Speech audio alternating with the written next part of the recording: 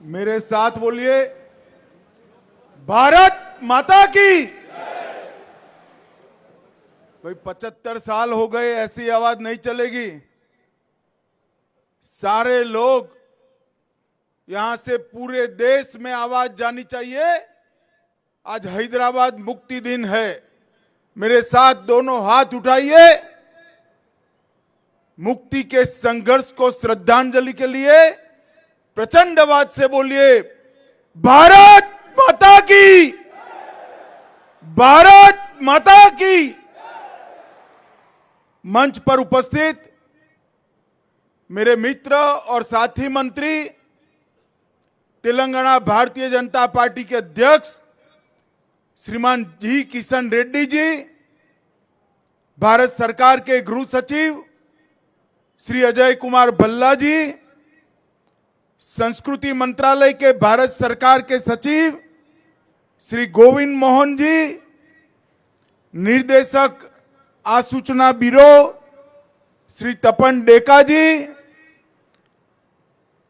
CRPF के DG doctor Sujoy लाल thousand जी, SSB की DG Shrimati रश्मि शुक्ला जी, आज जिन्होंने शिस्तबद्ध और शौर्य से प्रेरित परेड का प्रदर्शन किया है, सीआरपीएफ और सीआईएसएफ के मेरे प्यारे जवान भाइयों बहनों, उपस्थित सभी पैरामिलिट्री फोर्सेस के परिवारजनों और तेलंगाना के प्यारे भाइयों बहनों, आप सभी को तेलंगाना मुक्ति दिन की मैं बहुत बहुत शुभकामनाएं देना चाहता हूं और बहुत बहुत बधाई देना चाहता हूं।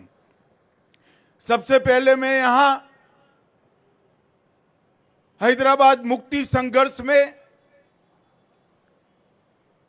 लाखों लाखों जनता ने जो हिस्सा लिया, वो वीर नागरिकों को प्रणाम करना चाहता हूं। इसके साथ साथ कई लोगों ने हैदराबाद को मुक्त कराने के लिए अपनी जानों का बलिदान दिया, अपना सर्वोच्च बलिदान दिया। वो जनता और वीर शहीद जवानों को भी मैं शीश झुकाकर श्रद्धांजलि देना चाहता हूं। और आज तेलंगाना, कल्याण, कर्नाटक और मराठावाड़ के ये विशाल क्षेत्र को भारतीय संघ में विलय करने के लिए जिनकी प्रमुख भूमिका रही, वो सरदार पटेल को भी मैं बहुत श्रद्धा के साथ नमन कर कर मेरी बात की शुरुआत करना चाहता हूं। मित्रों, आज तेलंगाना मुक्ति के 75 साल पूर्ण हो रहे हैं। मैं कोई झिझक के बगैर कहना चाहता हूं कि महापुरुष, लोह पुरुष सरदार पटेल न होते तो तेलंगाना को इतनी जल्दी मुक्ति नहीं मिलने वाली थी। वो सरदार पटेल ही थे जिन्होंने सारी चीजों को ठुकराकर सर्वप्रथम राष्ट्र सर्वप्रथम के सिद्धांत को चरितार्थ कर हैदराबाद पुलिस एक्शन की डिजाइन की और उसको खून का कतरा बहाए बगैर निजाम के रजाकारों की सेना को सरेंडर कराने का साहस दिखाया।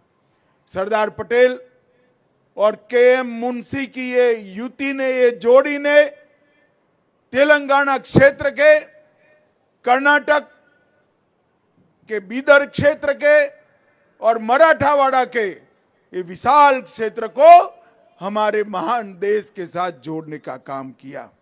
इसके साथ साथ तेलंगाना मुक्ति के लिए स्वामी रामतीर्थ एस चेन्ना रेड्डी, नरसिम्हा राव, साइक बंदगी, केवी नरसिम्हा राव, विद्याधर गुरु, पंडित केशव कोरटकर और इसके साथ साथ अनाबेरी प्रभाकर राव, वद्दम येल्ला रेड्डी, रवि नारायण रेड्डी, बरुगुला रामकृष्ण राव, कलोजी नारायण राव, दिगंबर राव, वामनराव नाईक और श्री वाघमरे को भी मैं मन से श्रद्धांजलि देना चाहता हूं। मित्रों, अभी अभी देश ने अपने आजादी का महोत्सव मनाया और आज तेलंगाना मुक्ति का दिन है।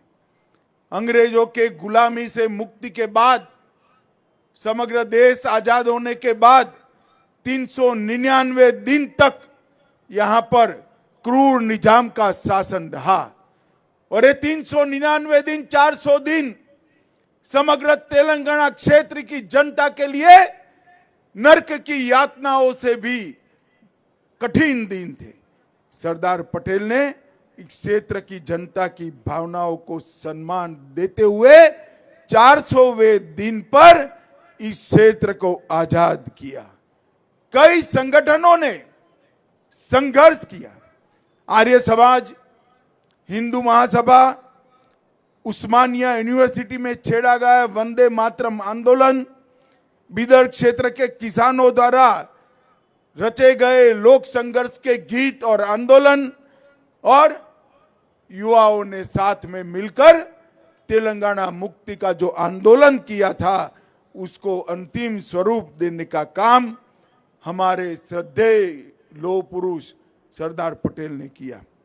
मित्रों, जैसा किशन जी ने बताया, 75 साल तक देश की किसी सरकार ने इस महान दिन को, इसकी ऐतिहासिक स्मृति को हमारी युवा पीढ़ी को याद कराने के लिए कार्यक्रम की रचना नहीं की। तुष्टीकरण की नीति के कारण हमेशा वो डरते रहे और तेलंगाना मुक्ति दिन मनाने की सिलसिला नहीं शुरू हुआ।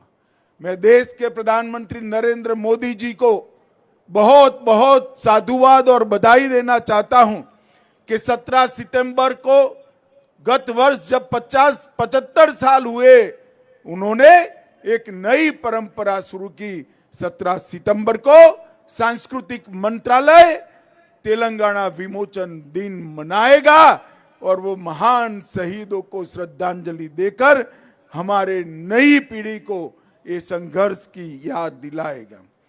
मित्रों, इसके पीछे हमारे 3 उद्देश्य हैं।